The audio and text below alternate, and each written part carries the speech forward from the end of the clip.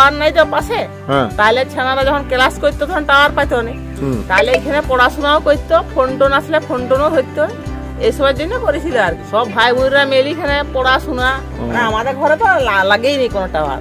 অনলাইনে ক্লাস করার জন্য করা হয়েছিল, অনলাইনে ক্লাস করার জন্য করা হয়েছিল এখানে আর কি।